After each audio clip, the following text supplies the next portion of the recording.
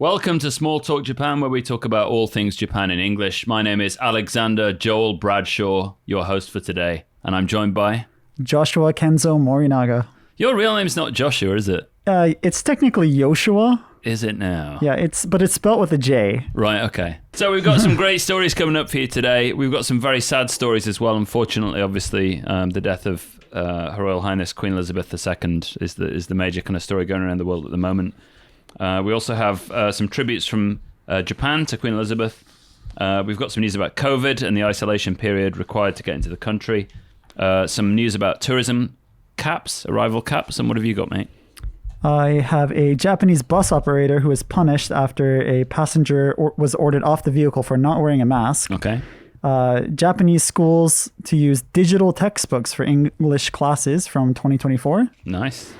Dogs shedding tears of joy when reunited with owners, according to a Japanese study. Oh.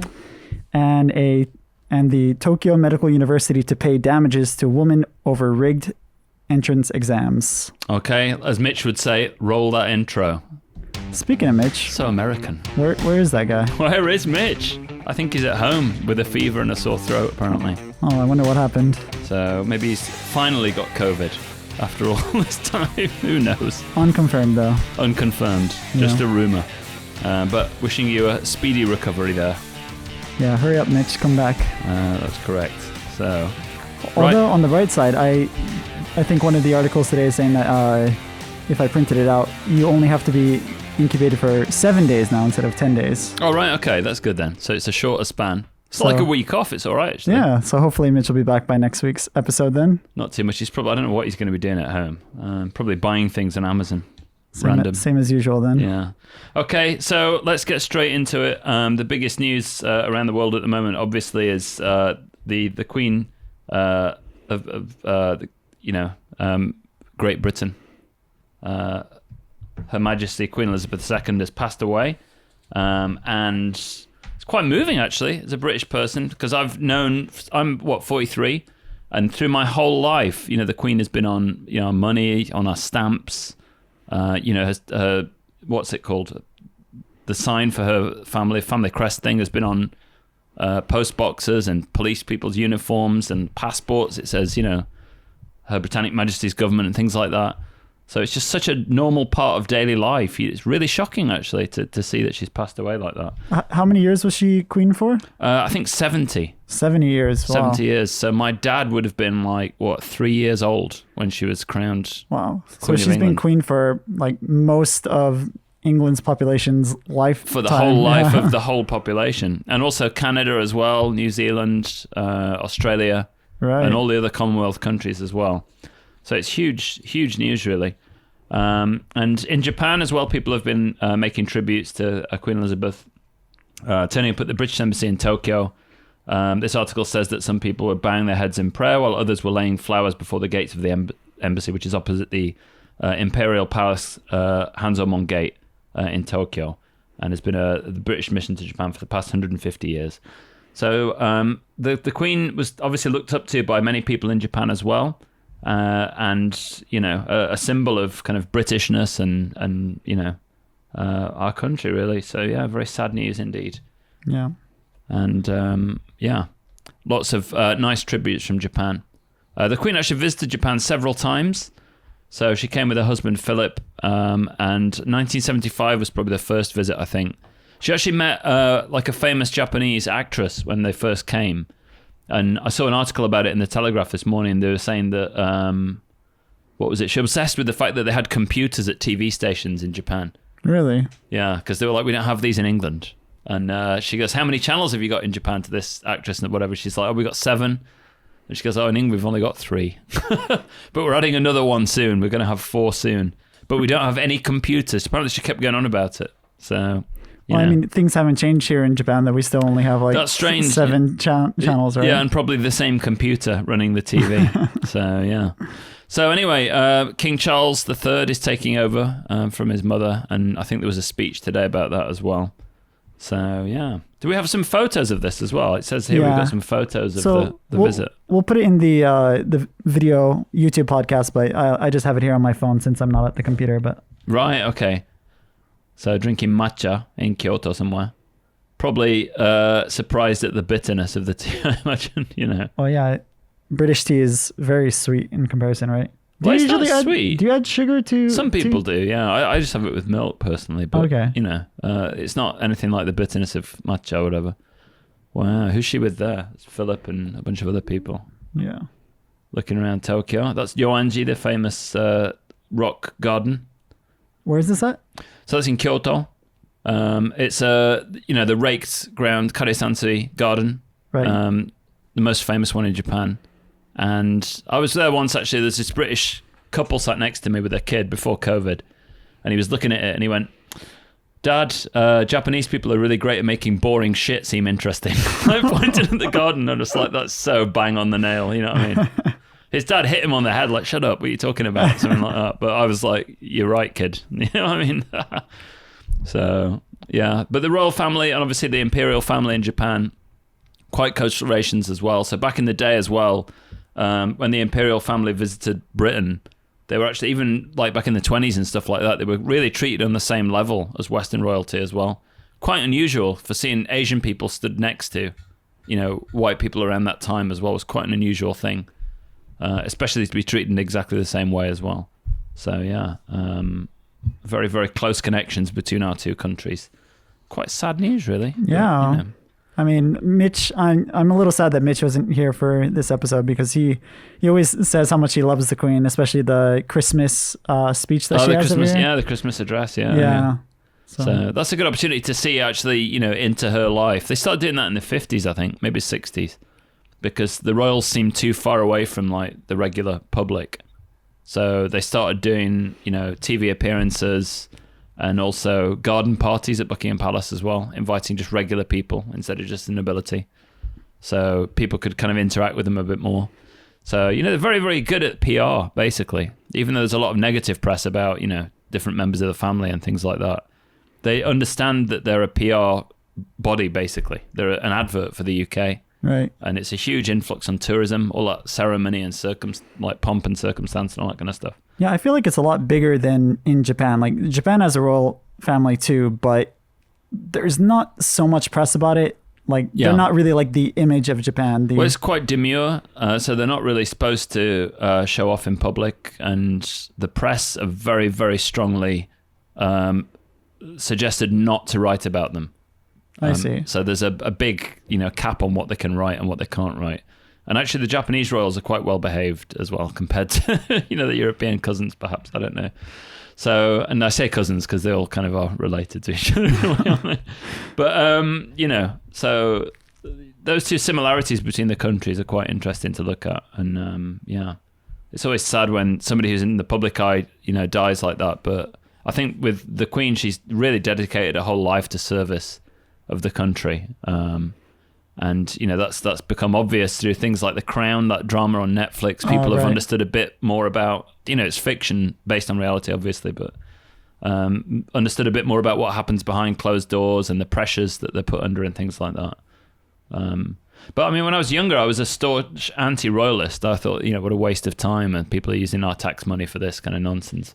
But as I've got older, I've kind of started to think more towards the fact that it's kind of national tradition, and it's kind of nice to have these ceremonies and things like that from ancient times or whatever still continued till today. Right. And if we didn't have that, it'd be a bit more boring, I think. It's nice to have something that's unique to your country. Yeah, I mean, like you already said, the royal family does a lot of PR for the country. So, and I was surprised you were telling me before the show started about like everything that they have to change. Yeah. Because of the change. But so what were you saying? That you have to change all the money? Yeah. So obviously the Queen's image is on all our coins and notes. So we've got to change those. And I think Canada and Australia also have the Queen's head on coins or maybe notes in their countries too. Also postage stamps. What else? Policemen's uniforms have got ER, the cipher, the royal cipher on the helmet. So they have to change that to, what is it? CR it'll be next. Yeah, Charles Rex instead of Elizabeth Regina. And then post boxes also have ER on the front of them, so they have to change those. Her Britannic Majesty's government is like the word that they use on passports and things like that's got to change. Even like there's a word for being in prison. Really? On Her Majesty's service or whatever. No, at Her Majesty's pleasure is the word for being in prison in England, basically. Okay. And that's got to change as well. So even like idioms that we use are going to change too. That's crazy. So it's like such a weird thing to comprehend after 70 years, so many things. But, that's obviously everybody expected it to happen at some point, but, yeah. But it seems she died peacefully and everything like that. So that's a good thing, after such a long, time serving the country. And also to sign in Liz Truss, the last prime minister, just before she died, she actually was working right until the end, which is, very, very honourable kind of thing to do. Very cool kind of way to go, I think. Yeah. Yeah. So great respect to Her Majesty. Right. Do you want to do a story? What have you got over there? All right. I've got Japan bus operator punished after passenger ordered off vehicle for not wearing a mask. So in Nagoya, a passenger got on from a bus stop, I think, by a hospital, and that passenger wasn't wearing a mask, and the bus operator made a few announcements like, when you're riding public transportation, please wear a mask, please wear a mask, please wear a mask. And then they just kept ignoring the bus driver. And then eventually they just stopped the bus and said, get off the bus.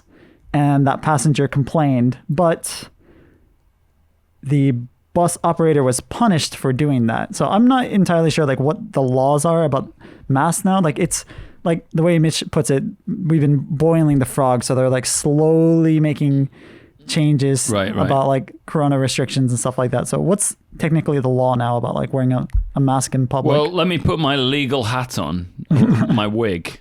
No, I have no idea. I don't think there are any laws enforcing mask usage in Japan at all. Actually, I think it's more suggestion based. So if you look at the government's website, it says in crowded places and things like that, you don't have to wear a mask outside. Absolutely not. I mean, most people still are. But most people do, right? And in small town, I was in a small town in Oita the other day, and I was wearing a mask outside because there were a lot of local people in a very small town. And I didn't want to kind of put people off. Right. Because I was the only foreigner walking around. So I thought I'll wear one. But usually in Kagoshima, I don't wear a mask at all outside. But if you're on a bus or in a crowded place like that and everybody else is, I think, just read the atmosphere and wear it. Yeah, I guess the law here says that the driver cannot refuse a ride except for some cases such as passengers being heavily drunk or violent towards the driver. Right. But there are no other laws about they have no stipulations about masks. I think the bus company could probably enforce their own rules somehow. Right. So passengers have to do this, that, or the other, but I know. It depends if it's a private company. Yeah, I was going to say, if it's a public bus, though, then I don't know. Yeah. I mean, if you're not wearing a mask and everybody else is, at least the people wearing masks are protecting themselves. You know what I mean? It's not like you're literally going up to them and breathing in their face. Right. So I do kind of understand that perspective as well. And somebody's got to take the lead and break down this kind of mask-wearing culture. Because no other country in the world is doing it now, I don't think. Yeah, when actually, speaking of the Queen passing, when I was watching the news about it, nobody in England was wearing a mask. Yeah, everybody's over it, man. Totally over it. Even in America now, at least in Hawaii, I've seen a lot of video where people in public areas are still wearing masks when they're waiting in line for restaurants and stuff like that. But I was surprised that nobody in England. Well, it might be helpful for people overseas to know that in Japan, that people really are wearing masks. The majority of people still are. And actually, when you go outside into town, if you're not wearing one, people do look at you a little bit. If you go into a shop, if I go into a shop, I always put a mask on because I feel that the proprietors of the shop have the right to decide whether somebody should wear it in their premises or not. Right. So I tend to follow the rules that they set down. But otherwise, I think it's better not to wear them and get used to, life as it was before, if you will. And there are some studies about microplastics breathing in through masks as well. I don't know if that's true or not, but, there is that risk, I imagine. Right. All right. What else you got? All right. Well, talking about COVID, Japan's going to cut the COVID isolation period to speed up the economic recovery, which is not happening in Japan at the moment. So Prime Minister Fumio Kishida said on Tuesday that Japan will shorten the period of isolation for COVID-19 patients with symptoms from 7 days from the current 10-day period. So people don't have to recuperate in private for so long and should be able to get back out there and start getting on with their lives, basically. But even I think 7 days is too long. It's not necessary to hold it down for that long, I don't think. Well, how long is it contagious after your symptoms are gone? Who cares? I mean, just get it out there. I really don't think that it's an issue because there are people spreading COVID around who are, symptomatic and not having any, asymptomatic. Right. And not having any kind of cough or fever or anything like that. There are people who've got it and have gone out and not got tested, and don't know. Right. So I don't really think it makes a great deal of difference. Yeah, I think the general attitude in Japan too is kind of like everyone's over it. At least like when I talk about it in my adult classes, like I'll have students be like, "Oh yeah, sorry I didn't come last week. I had corona, but I'm good now." Yeah, so like it's really casual now. Mind you, it was like that in England when I went back in February or March or whatever it was. They were saying like, I was on the train and they were like, "Oh, so and so's got COVID," and they were like, "Oh, not again, another one." And nobody's wearing a mask on the train. Right. So I was just like, yeah, whatever. I don't think I've got it yet, which is strange because I thought I would do. I meet a lot of people. So, right. I would expect me to be at the top of the list for getting it, but I really haven't. And my son got it as well, and he was at home while he had it. Yeah. And I didn't get it either, so no idea. Have you had it yet? No, I haven't.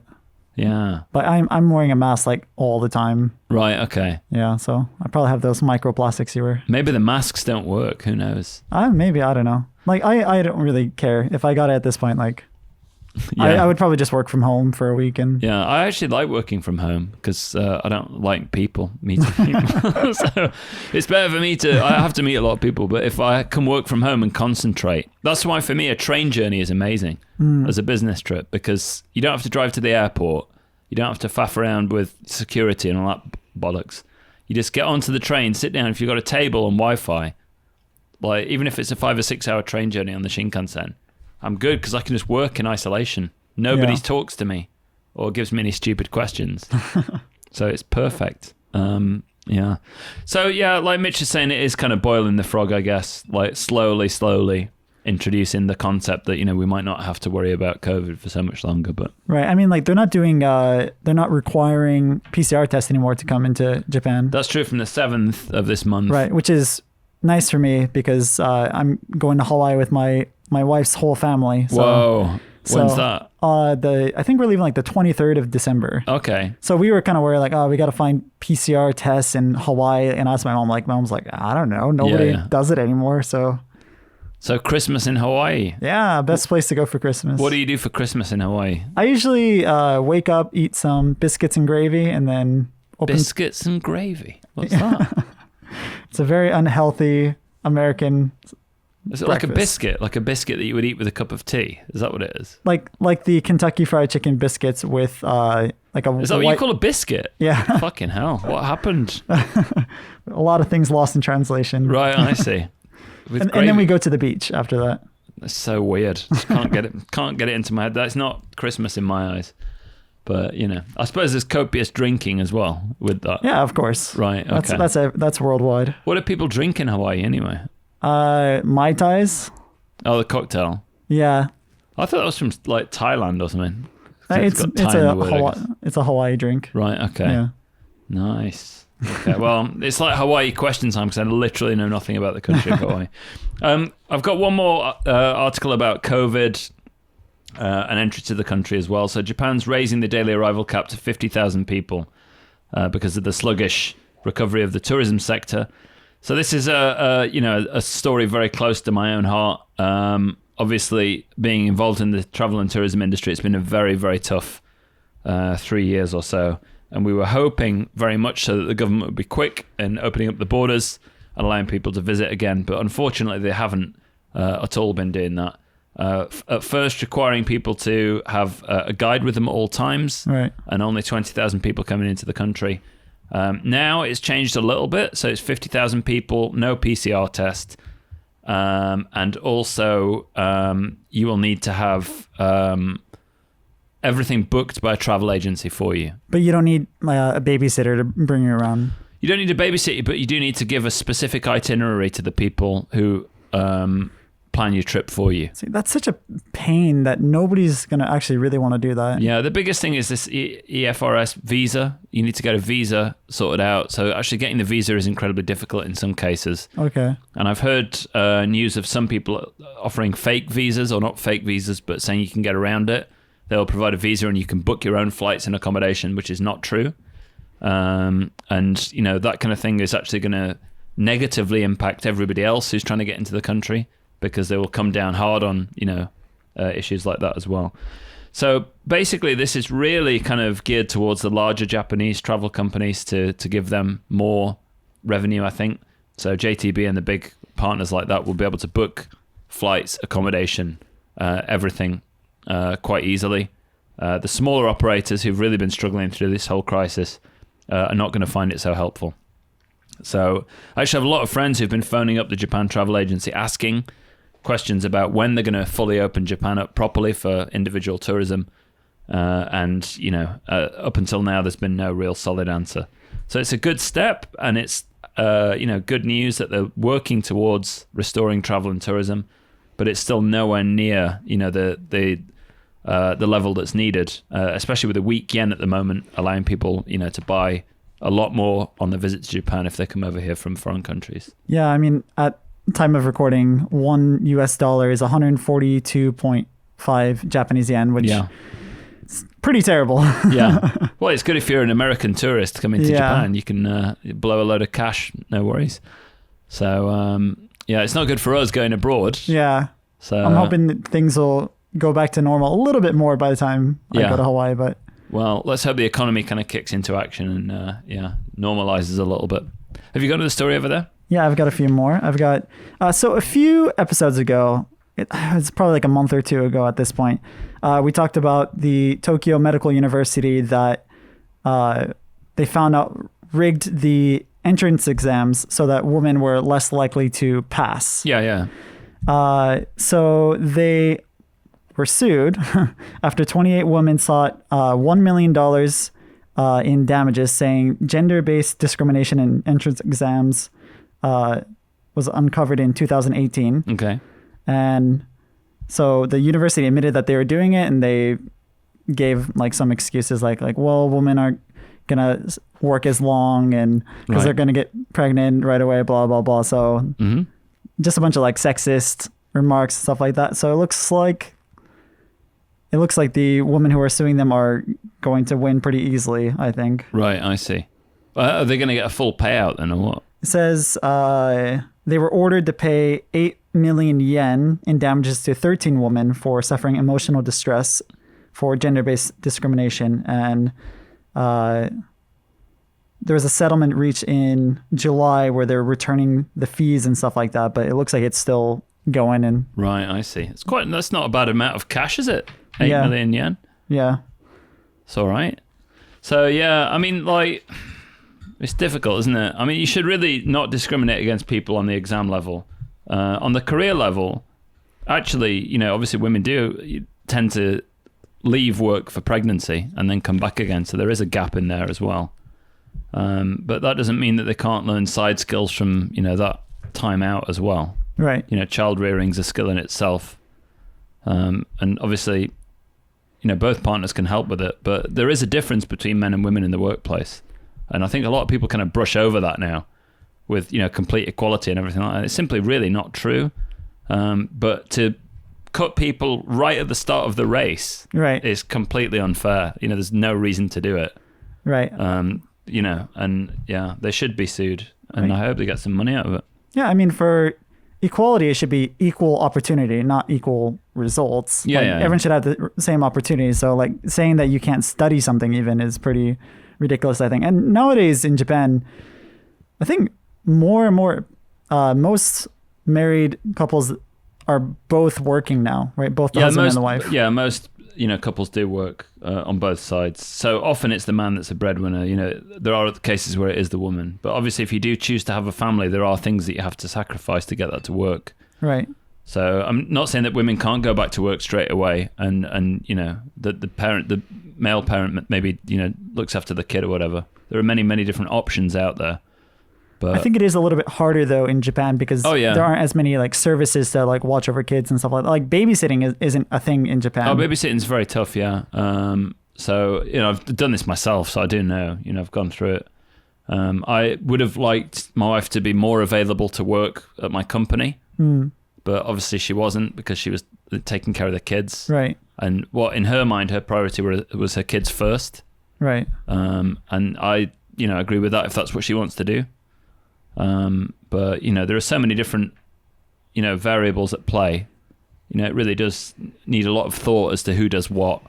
You can't just go into it randomly because obviously it depends on the region you're in, depends on the salaries in that region, depends on access to work for men and women and the skill set that you have. Depends on how many kids you have, whether there's, daycare available, lots of different things you have to consider. So tarring it all with a brush of, let's everybody be totally equal is just bollocks. It doesn't work like that. But your situation is what you make it, basically. So it's just a strategy that you have to take. If you want to have a family, you've got to plan it. Otherwise, you're just going to end up be running around like crazy and it's going to be difficult. So. Yeah. Hopefully they start like making things like babysitting more normal in Japan. Like I asked all my adult students one day, what was the first time that you were babysat by someone other than family? And then 100% everyone said, when I was a kid, I was never babysat by anyone other than family. I don't know any other country. Well, I don't know in Britain, but you certainly do have hoikuen until 7 p.m., 8 p.m. Yeah, that's pretty strange to me. So I've seen kids come and pick up the parents come and pick up their kids at 8 p.m. Yeah. I'm talking 7-month-old baby or 8 months old. Really? Or even maybe a little bit older actually, maybe 1 or 2, whatever. Coming really, really late after work because they had zangyo. Right. And then basically the kid is just, essentially in daycare all the time. Right. So that does exist as well. That case does happen too. So, you can't judge people. It's it's your life. It's your child. You make your decisions, good or bad. But, it always seemed like a shame to me that the children was in this kind of daycare thing for so long. And there are ones that do it at nighttime as well, actually. Really? I didn't know that was a... Yeah. There's ones that do nighttime care from 7 p.m. onwards. For the parents who work all night. The parents who work in bars and stuff like that, But I know other people who bring their kids to work as well. So my friends own a bar in Tenmokan, and their daughter's 12, 13, and she comes and sits in there and does her homework with the clients and stuff like that, chats to everybody, and that's their style. So one of my favorite restaurants near Tenmokan, Haru Slow Food or Slow Food Haru, I always forget. Oh, yeah. Mm. But they have, I think, 2 or 3 kids, and they're always just sitting at the restaurant and stuff like that. And whenever I'm sat next to them, the youngest kid, who's 2, I think, always just starts chatting with me. So Right. Yeah. I think that's cool. It's interesting to see. I was wondering if when those kids grow up, are they going to be superb conversationalists because they've been in that environment where there's a lot of people coming in and out and seeing their parents chat and things like that. I stayed in a hostel the other night in Oita, actually in Taketa City. If you look it up, there's a hostel called Q, CUE, just in front of the station. And this couple renovated it themselves. They didn't use government funding or anything like that. It's all, crowdfunded or the money they've raised on their own. And they've done a really good job of it. And they've got a little lad there who's 4 or 5 years old. And he helps the guests to check in. When he upstairs shows you your room. And he's kind of going like that. Does he have a little suit? No, he didn't have a suit, but, and that was a really nice family business. Obviously they have a lot of work to do. They're very busy, but they've brought their family life and work together in a way that really works well for them. And I highly recommend staying there if you go there. A good restaurant called N as well next door. Great sushi. Nice. Don't drink the shochu too much though, because I drank a shitload of mugi shochu. Okay. My God, I had the worst hangover ever. It's literally just worn off this morning. So 2 days later. 2 days later. Yeah. I was drinking with some designer from Tokyo. And he was basically playing me with mugi shochu. So I was absolutely wasted. But a great night, nonetheless. Yeah, sounds pretty good. All right, what's your next story, man? We have Japan schools to use digital textbooks for English classes from 2024 academic year. Wow. So I think it was last year or yeah, I think it was last year maybe that they just updated a bunch of the English textbooks for junior high school. Okay. We were doing a series at our school where we were like explaining junior high school textbooks to make it easier for the students that were stuck at home during the pandemic. And then the textbook company contacted us and we were like, nope, take that down. Really? Yep. So even though you were promoting their textbook? We were promoting their textbook and we were putting like links for the books in the description. Like you can buy the books here. Right. And like we were just like a extra thing, but they were like, no, we don't like that. Take it down. Wow, so dumb. But I guess maybe it's because they're planning their own digital version of it or something. I know, but even if you've got that, I mean, some extra content's no harm, is it? I don't understand what... They can't stop you, can they? It's fair use, isn't it? I think if you're using the exact examples from the book, like we were reading the stories, the text, the conversations. Yeah. And then we were acting it out, and then we were like explaining it afterward, breaking it down. Right. So they were like, you can't use our exact examples. So we started making like a knockoff version where we were changing the names. Right. And then the viewership went... What, because the name was different? Yeah. So dumb. I mean, those textbooks are fucking retarded anyway. Like, sorry, I shouldn't use that word. Yeah. It's just been told off. It's fucking stupid. Because like, it's like, hey, Ken, nice to meet you. Do you like Japan? And, you know, it's like that kind of stuff, right? Yeah, basically. Just stuff you'll never, ever use in a real conversation. Well, hopefully these new textbooks in the near future, they'll come with like more videos and real like native English readings of it. And hopefully they'll be actually good like conversations, not like kind of the strange... I mean, I taught English to a lot of people, but I always loathed teaching English because it's like, you know, if you don't put the effort in yourself, you're never going to get good at it. So no matter how many times you come to a class or whatever, if you don't actually make effort to get better on your own and practice, you're going to be shit for the rest of your life. And I was brutally honest to some adults about this. Because, like, you know, there's no point just doing it for entertainment and then saying, oh, but I can't speak English very well. It's because you didn't try hard enough. That's basically the answer, right? Yeah, I mean, it's the same thing for any skill, though, right? Yeah, like if you're only doing it once a week for like 50 minutes, then you're not going to get any better at it. You're going to remember what you forgot the previous week. Yeah. And that's about it. Well, it's like me trying to learn guitar. I did try and learn guitar for one bit, and I just didn't put the effort in. So it's like, you know, I'm never, ever going to be able to play anything if, you know, I don't put the time in. But yeah, that's why kids get good at things so quickly, because they got loads of free time. Right.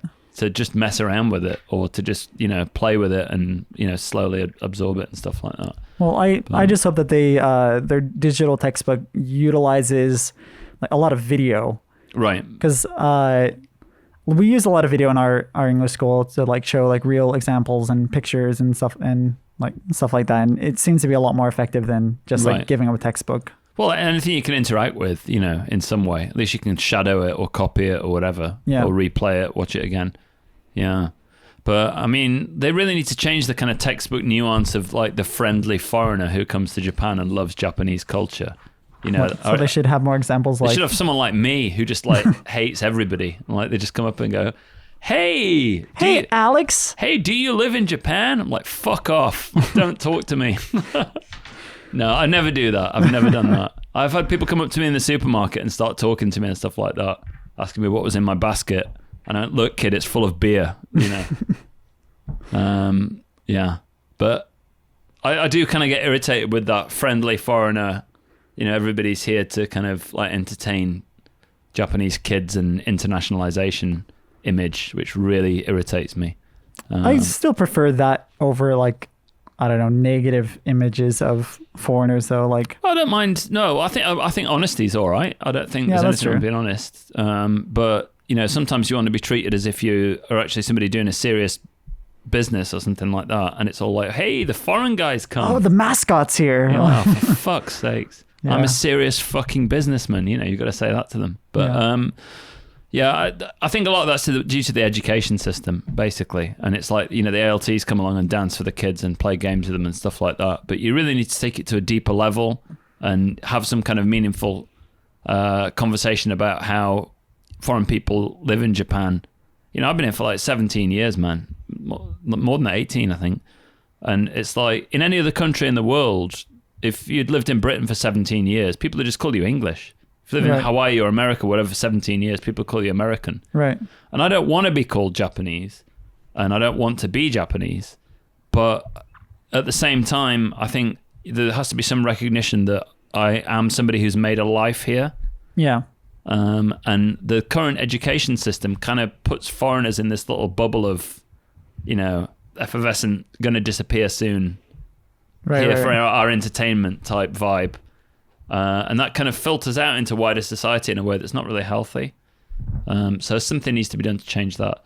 So I hope in your digital textbooks you include something like that as well. Hopefully. Unlikely, but anyway. Last one. Do you have any more stories or no? No, I'm done, man. I've got that was fast. Run everything.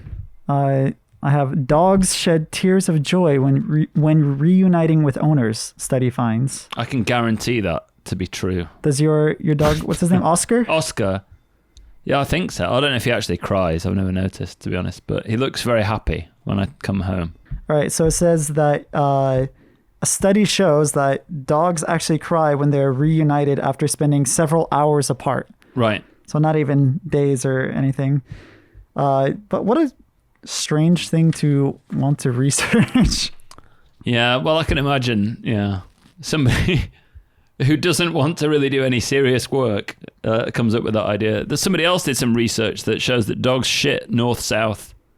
Really? So, yeah, they line themselves up with the magnetic field of the Earth. And if possible, they shit in a north-south direction. Is that true?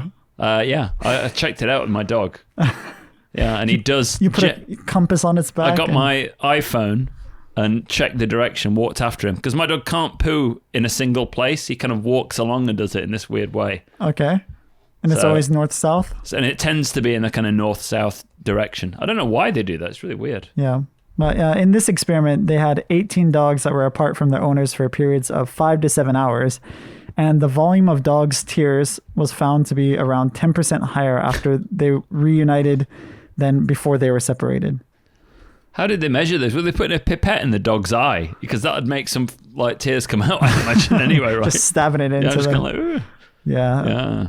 But I've got a toy poodle called Oscar, like you mentioned before, who's 17 years old. 17.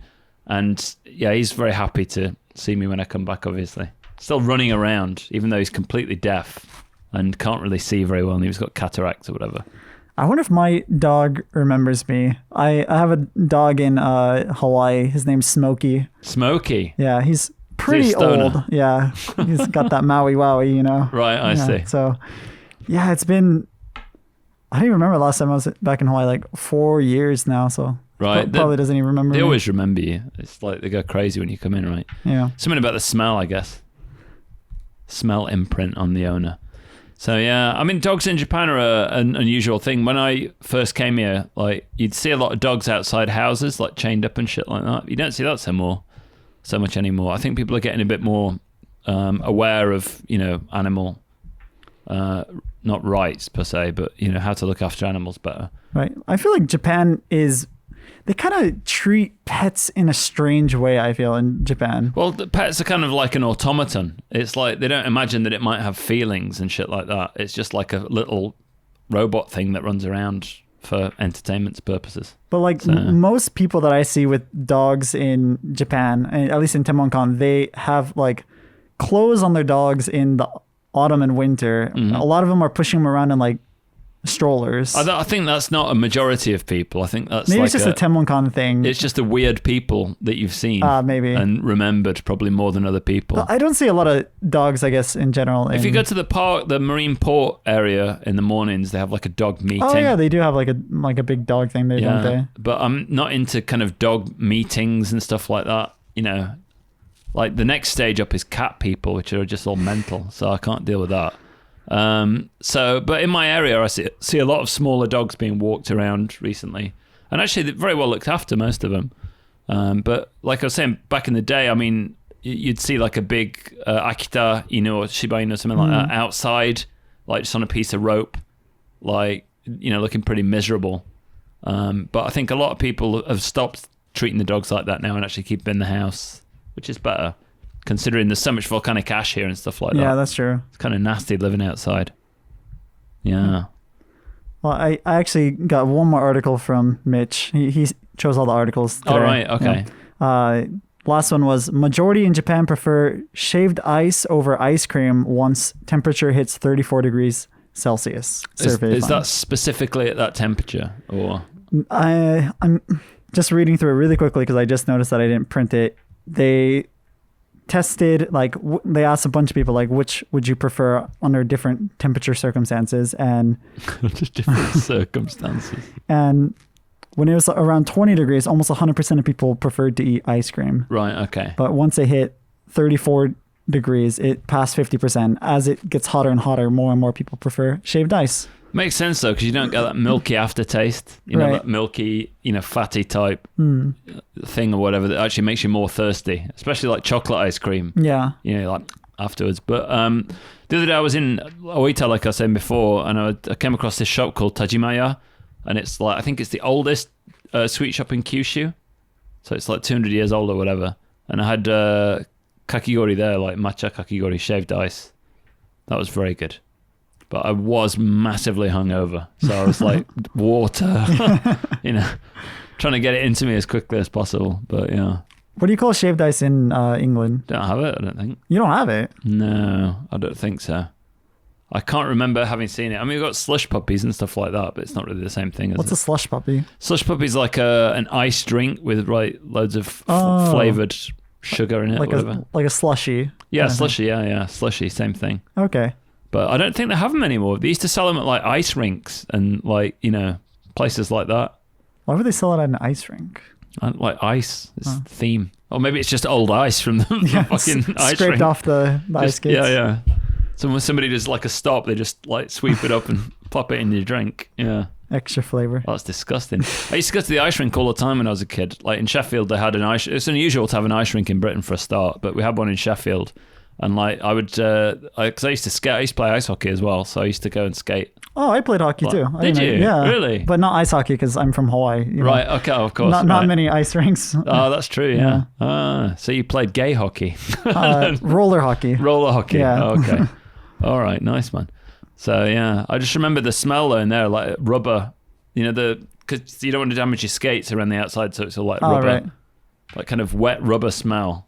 And because it was a shitty old building as well, and they had like 80s pop music on, a disco thing. There was like a DJ who thought he was like really cool. Obviously, he must have been like mid-20s, but when I was going there, we thought he was like fucking 50 or something. We no idea, being kids or whatever. Yeah. But it just brought back memories of that kind of place. So that's where I spent my youth. That kind of thing, Yeah, I did a similar thing. But on a cement roller rink instead. Right. Yeah, nice, man. All right. Back in the day. I think that's everything we have for today. A little bit of a shorter episode. Yes. All right, cool. I do want to say a thank you to our newest patron, Mary Ellen. So thank you for becoming a patron. Thank you. If you want to become a patron of our show, you can click the link down in the description below. But I told Mitch, and his response was, why do people support us? Why do they like us? Well, we worked out how many hours people have been watching this or listening to this podcast for. What was it? It was like, how many hours was it? It was a lot, wasn't it? Yeah. More than we expected. Yeah. I mean, that was not even including the audio podcasts. We changed platforms with the audio podcast, so I lost a lot of the old download information, but this year alone, like, it's way higher than the YouTube numbers. Yeah. Wow, it's crazy. I mean, we wouldn't imagine anybody would want to listen to us waffle on. Yeah. Especially me and Mitch swearing and giving our stupid opinions all the time. I think that's what the people want. Oh, right. Okay. Well, I'll try and swear more if that's what you wish for. Yeah. But thank you very much for supporting us. It's very much appreciated. Yeah, and let us know what it is about this show that you like, and if it's the news, we'll put more news in. If it's more the personal stories and stuff like that. Yeah, we will literally do anything. We don't care. Well, within reason. Within reason. Yeah. Anyways, that's all the time we have for today. Thank you so much for supporting us. Thank you for watching. Hit like if you liked it. Ring the bell icon.